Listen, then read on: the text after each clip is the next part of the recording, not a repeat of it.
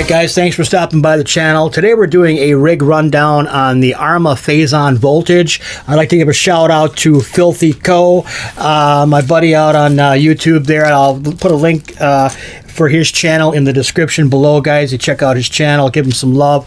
He's actually the one that is responsible for me having this vehicle. Watching his videos, I was kind of on the fence. Should I get it? Shouldn't I get it? I ended up getting it, and I must say that I am thankful that I did. So thanks a lot, Filthy. A little love coming your way.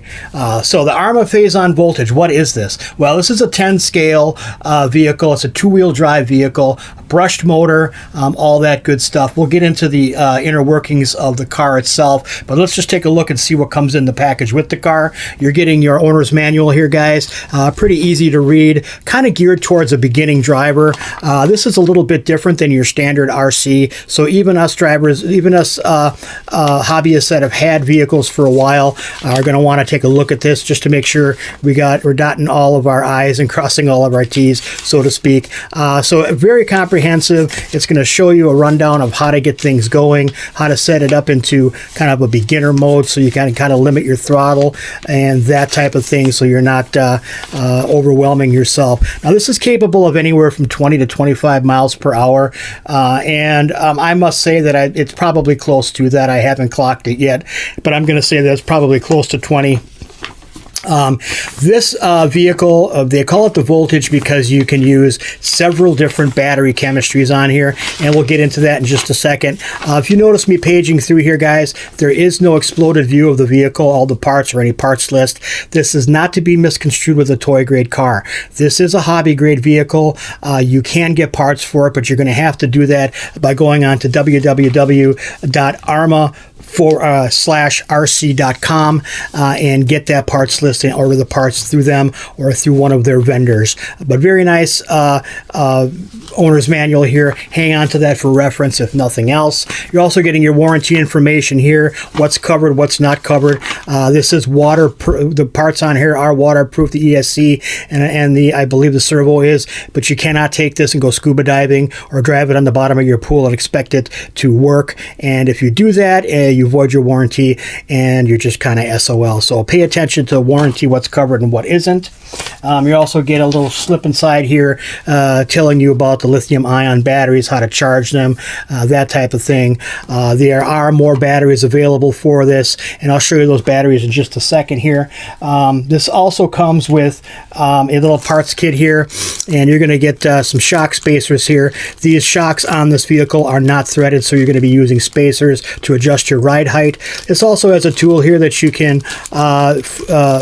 can compress the spring on your shocks, and it also has a little end on here for removing the nut on your wheels. So that's kind of nice that they included that.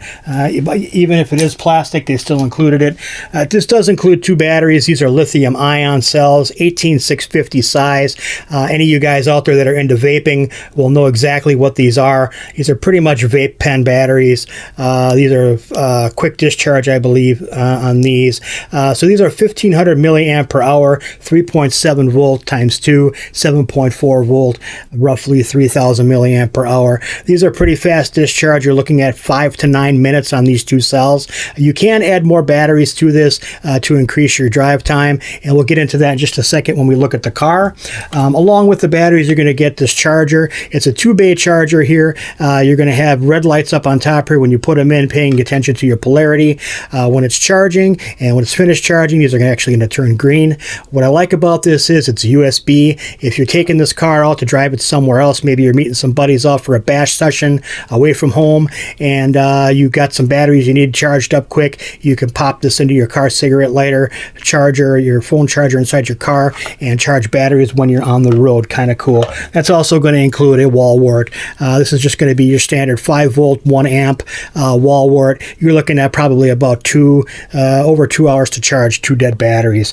You can use a higher voltage, higher amp battery charger or wall wart for like a fast charging phone and do it a little bit quicker. I did that earlier, and I was able to charge both batteries in an hour and about 20 minutes. So that was kind of cool. So now getting to the car, one more thing I forgot, the transmitter. The transmitter is an Arrma branded ATX 101 transmitter. Has all of your trim functions up on the top here. You have your power switch right here, a bind button. This does a multitude of different things. Not only can you set it into kind of a beginner mode to limit the throttle, but you can actually limit the steering sweep, so your steering actuation can actually be lessened until you get the hang of driving. And you can actually reverse your left and right steering, as well as your forward and reverse trigger here. So we have a 3-position trigger with this. You have forward, you have brake going straight up and then reverse, reset and then reverse. This is going to take 4 AA batteries, which are installed on the bottom here into the pistol grip, paying attention to the polarities there before you do that. Pretty nice feeling transmitter. Nothing to write home about. Does feel a little toy-ish in a way. Some of the mold on here, some of the seams don't line up all that great, but still, it's a cost-cutting measure, and it does do a good job. I will say that, guys. So that's included as well. Now, getting down to the car, guys, this is where this thing really shines. It's called the Voltage for a reason. I think I alluded to that a little earlier. This is going to be able to take 3 different chemistry batteries. So not only can you use your 18650 lithium ion cells that it comes with, but you can also use a nickel metal hydride cell as well as a LiPo. And I've been running this on a 2S LiPo for a little bit outside earlier, and I'll tell you what, man, this thing rips. It goes pretty good with just a 2S LiPo, completely bone stock motor, completely bone stock pinion gear, everything stock on it. This thing goes pretty darn good. Mildly impressed, I must say. Anyway, back to the operation, or the kind of inner workings of this. So you can use these batteries here, and let's go ahead and pull this Lexan body off. You'll notice that I did put the Arrma tethers on here. These are actually the hold down tethers that I purchased on Tower Hobby for this vehicle, and I'll put a link in the description for those. What's kind of nice about those is it holds your body pins on here, so if you lose them, if one pops off, it's hanging there. It's not, you know, rolling down the sidewalk or falling in the sewer grate, and then you're kind of screwed if you don't have any more with you. Nice paint job on this one, guys. We got the acid green, and then up on the top here, it kind of a almost gray and black, almost a camouflage looking pattern there. The front kind of reminds me of a Camaro. What do you guys think? Camaro, yeah, I think so. You have the Arrma logo below that. Now I did do some reinforcing on here because I ended up turning this thing over off a small jump outside, and I actually cracked the shell up in the back here. So I ended up going ahead and putting some Gorilla Tape on the inside and some of the stress points. Not a very clean looking job, but I wanted to get it on there and get this back outside and drive it earlier. I may clean that up. I just may leave it. It doesn't really matter. It's protected. Let's just put it that way. And I recommend doing that. These shells are probably $20 to $25. And I'm all about getting the most out of my OEM. I want to get the most out of this, man. I'm not trying to go out and buy something like this right away. These are available though. So the inner workings of the car. Now, here's where this thing shines, guys. Now, you're going to look at this and go, well, it just looks like a plastic car. Well, yeah, you're partially right. This is a plastic shell body, plastic shell chassis here. And what does that mean? Well, that means that this was built sturdily. So this is built to take some abuse, guys. This plastic on here is very heavy, is nice heavy gauge plastic, has a little bit of resiliency, but it still is pretty rigid. Everything is laid out really nicely on this as well, guys. You have your servo up in front here. You have your combination ESC and receiver right here. And your motor is kind of a mid-motor design here. So the weight balance of this vehicle is very, very good. The motor is a 540 can brushed motor, and on the other side right here you'll see that the spur gear and the pinion are accessible via 2 screws right on here. You pop these 2 screws off and you can actually change the pinions. There's actually little cutouts inside there, and we'll open that up in a later video. Maybe I'll do that in the run video, and I'll show you the inside of that and how easy that is to service. Everything on here is super easy to service, guys. Really, really like that. It's very well thought out. out. Very unique design on this car. You can see the suspension on here is very good, guys. It's oil-filled shocks on here. So you have oil-filled suspension all the way around. These are going to be plastic body shocks. These are a little bit different than your standard shocks that you might see on other RC vehicles, where they would actually, springs would load from the bottom. These don't have the saddles on the bottom. These come apart from the top, and your springs would load on the top. Now, these are completely serviceable shocks. You can pull these apart. You can add different oil. You can clean them, that type of thing. So these are completely serviceable, hobby grade shocks. Very, very nicely done. The body mounts on here are going to be one position, I believe. I didn't see anywhere on here. If anybody knows of any way to get these off to make these longer or shorter, let me know. I don't think you can. I'm pretty sure that the counterpart to this vehicle, which would be the Granite Voltage, I believe that has a different chassis, maybe even a little bit wider than this. This one is very narrow, as is the body, which makes this a very sleek and kind of fast car. Another attention to detail on this, guys, is very, very good.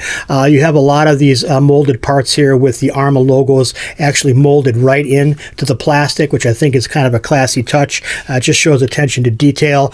This thing is rolling on D-Boots tires, very reminiscent of another company that starts with a T, ends with an S. They're using the same kind of tire formulation with the kind of on-road, off-road rear tire and the slotted front road tire for better traction, better cornering. This thing does corner really nice. So the D-Boots tires, nice compound. I think these are going to wear pretty well. They feel pretty good. They felt good when I was on the road with them outside. Very, very nice. The parts on this vehicle are going to be all plastic. You're going to notice a lot of plastic parts on here, up to and including the in-drives and out-drive cups on the rear here are going to be all plastic. So that's kind of the jury is out as to how long that is going to last. And it feels like these dog bones in the rear here are going to be metal, which is good. Again, you have the Arrma logo actually embossed into the plastic mold there. Just a nice car, guys. Just a really nicely built vehicle. Very substantial feeling. Now, I've heard guys pick these things up and go, wow, they're light as air. That's lighter than air.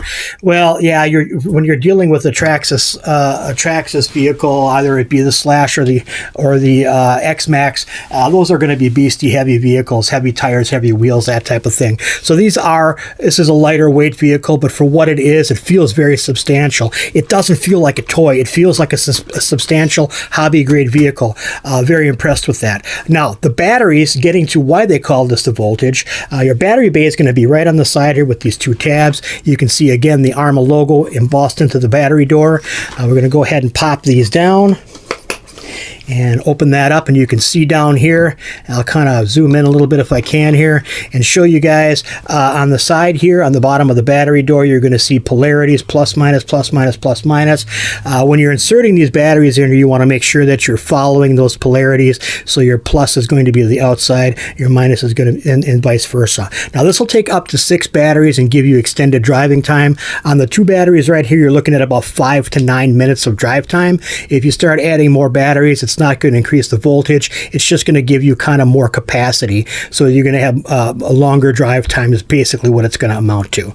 Now, you can use those batteries, and there are replacements available. I mentioned before, those are nothing more than vape batteries. You could try using those. They're available pretty much any hardware store, any batteries plus bulbs, that type of thing, or they're available directly through Arrma vendors. And I'll put a link in the description for those batteries if you guys are interested in getting some more for yourselves. And that's going to fit, those batteries are going to fit into this carrier in here. Now, there's a plastic carrier in here. I got a LiPo one here right now. I'll get this out of the way for you. So the carrier is obviously made of plastic, and you would actually just set your batteries in here following on here the polarities. So your plus and your minus. You would set them in like this. If you're just running 2, your plus is going to be out, your minus is going to be out next to that to the left. You would snap this shut. You want to make sure that you are changing over this jumper. Now, because this takes 3 different battery chemistries, it does have a jumper up on top, the ESC here, and you're going to have to go ahead and change that jumper position in order to accommodate different battery discharge and different battery chemistries. And you can see the jumper right here is set all the way to the bottom. There's 3 positions, one on top, one in the middle, one right there. I have it set up for LiPo right now because I was running LiPo battery in here outside earlier. And you would just basically pull this jumper off and then set it to any one of these 3 positions. Top one being the lithium ion, the center being nickel metal hydride, and the bottom right here being the LiPo, which I had it set up on earlier. The servo on here, just to kind of, while we're looking at this right here, we'll go ahead and point the servo out. Now the servo in front here is pretty decent. I was kind of on the fence whether this was going to be good enough to keep, or should I change it out right away, or what should I do? Well, this is kind of an oddball in that it has 4 wires. Now I haven't seen a 4-wire servo probably ever. This is the first 4-wire servo I think I've ever seen.